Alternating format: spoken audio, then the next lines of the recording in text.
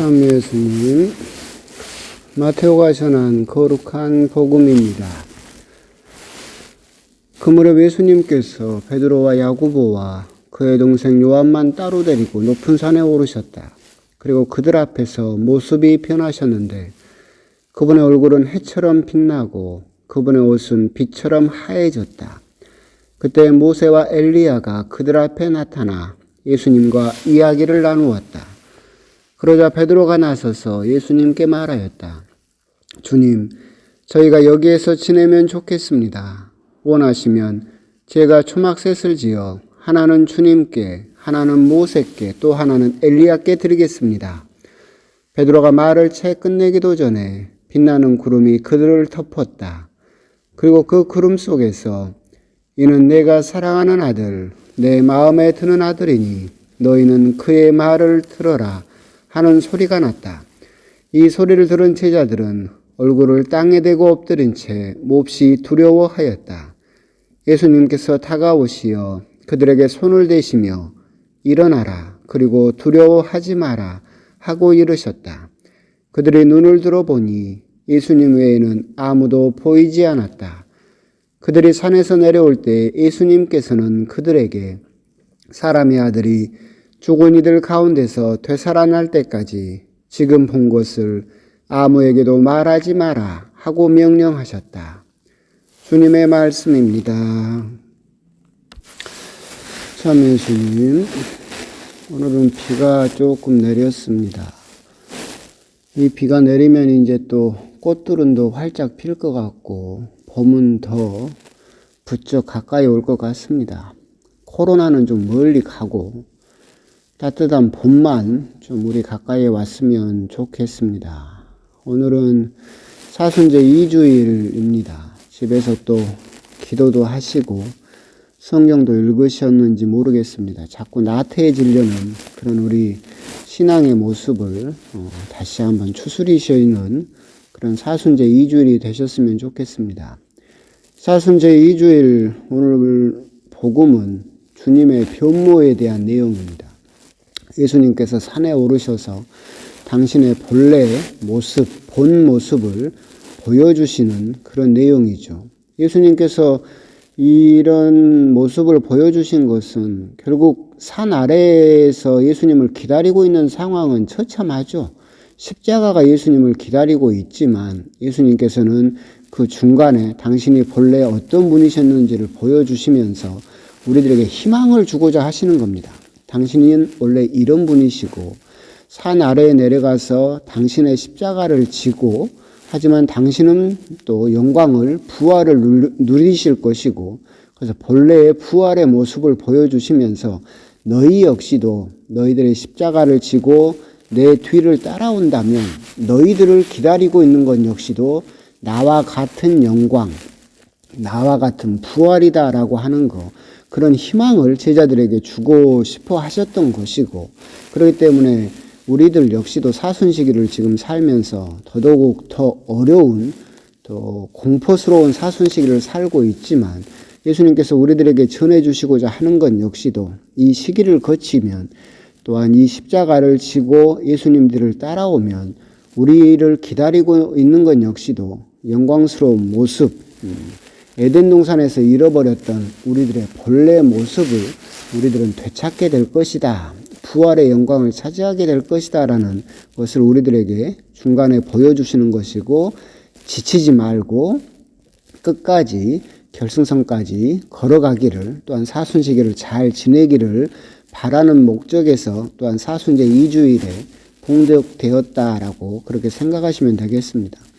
오늘 예수님께서 이제 산에 올라가십니다. 올라가실 때 베드로와 야고보와 요한을 따로 데리고 올라가셨다라고 되어 있죠. 이 세 명의 제자는 예수님께서 특별히 사랑하셨던 제자였고 야이로 회당장의 딸을 살리실 때나 아주 어떻게 보면 극적인 장면에 이렇게 데리고 다니셨던 세 명의 제자이기도 하지만 이 세 명의 제자를 우리가 다시 만나게 되는 것은 겟세마니 동산에서였죠.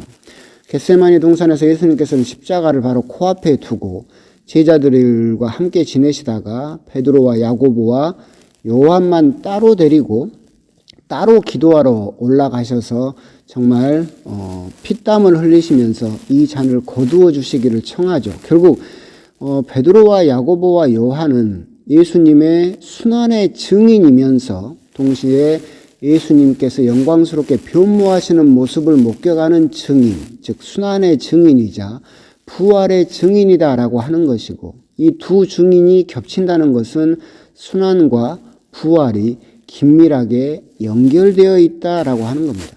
또한 예수님께서 그 산 위에서 모세와 엘리야를 만나서 이야기를 하시죠.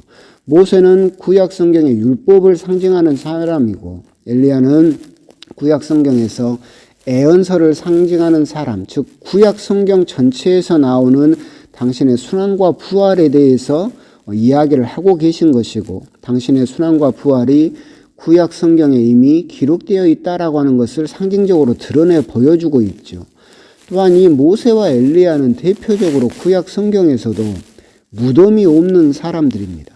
엘리야는 여러분도 아시는 바와 같이 불마차를 타고 하늘로 올라감으로써 무덤이 없었고, 모세는 당연히 죽기는 했지만 무덤을 썼지만 그 무덤이 어디에 있는지 모릅니다. 아무도. 그렇기 때문에 그 무덤을 찾을 수 없다라고 되어 있고, 그렇기 때문에 이 두 사람은 결국 무덤이 없는 사람들이다라고 하는 것은 예수님 역시도 당신의 무덤이 없을 것이다. 즉 무덤은 있긴 하겠지만 그 무덤은 비어 있을 것이다. 빈 무덤을 이야기를 하고 있고, 이것은 결국 예수님의 부활을 또한 미리 상징하는 인물들로서 모세와 엘리야가 등장하고 있다라고 그렇게 생각을 하시면 되겠습니다. 이렇게 거룩한 변모를 보면서 베드로는 그 위에 취해서 여기서 지내면 좋겠습니다. 초막셋을 지어서 이렇게 그냥 산 아래로 내려가지 말고 여기서 그냥 머물면서 이 영광만을 그냥 만끽합시다라고 이야기를 하고 있죠. 이것은 결국 우리 모든 저뿐만 아니라 모든 사람의 마음을 대변하고 있죠.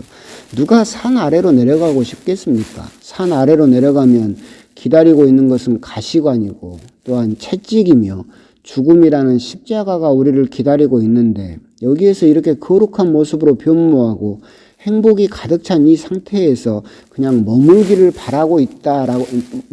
바란다라고 하는 것은 결국은 고통을 피하고 싶은 우리 모두의 마음을 대변하고 있는 것이죠. 하지만 예수님께서도 다시 우리들에게 이야기하시고자 하는 것은 십자가 없는 부활은 없다는 겁니다. 결국은 우리가 영광스러운 모습을 차지하기 위해서는, 부활에 이르기 위해서는 이 지상에서 십자가를 짊어지고 한 발 한 발 힘겹더라도 앞으로 걸어나가지 않으면 안 된다라고 하는 겁니다. 이것은 십자가만이 해당되는 것이 아니라 사실은 우리 모든 삶에 다 해당되는 거죠. 우리들은 세상사를 살면서 그것은 이해하면서도 신앙에서만은 오직 그냥 부활만을 바라는 그런 신앙생활을 할 수도 있어요. 그러니까 세상사에서는 그렇잖아요. 좋은 대학교에 들어가고 싶으면 어떻게 해야 됩니까? 공부 열심히 해야죠. 밤잠을 줄여가면서도 죽어라 공부를 해야 좋은 대학교에 들어가겠죠. 좋은 어떤 시험에 합격하고 싶다. 그럼 어떻게 합니까? 우리 젊은이들이 아주 좁은 방에 들어가서도, 고시원에 들어가서라도 뼈를 깎는 그렇게 노력을 해야만 그 시험에 통과하죠. 또 어떤 일을 성공하고 싶다 그러면 설렁설렁 놀면서 자기 할 것 다 하면서 그렇게 성공하는 사람이 있습니까? 없죠.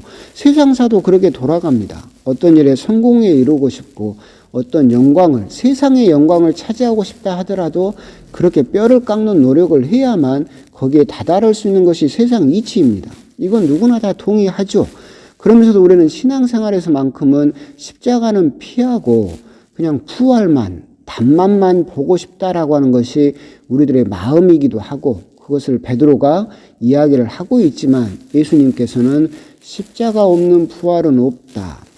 우리가 지금 힘들고 어렵고 고통스럽지만 예수님이 예수님의 십자가를 지셨듯이 우리 역시도 자기 십자가를 지고 예수님이 산 아래로 내려가셨듯이 우리 역시도 산 아래로 내려가서 그 고통을 겪어내야만 우리들은 영광스러운 부활에 이룰 수 있다라고 하는 겁니다. 제 어머니가 가끔 우리 아버지랑 이렇게 다투시고 나면 가끔 하시는 말씀이 있죠. 아이고, 나도 젊었을 때 그냥 시집 가지 말고 수녀나 될 걸 그랬다라고 이야기를 하십니다. 수녀님이 되면 십자가가 없습니까? 수녀님들은 천국에 사나요? 그럼 신부가 되면 천국에 삽니까?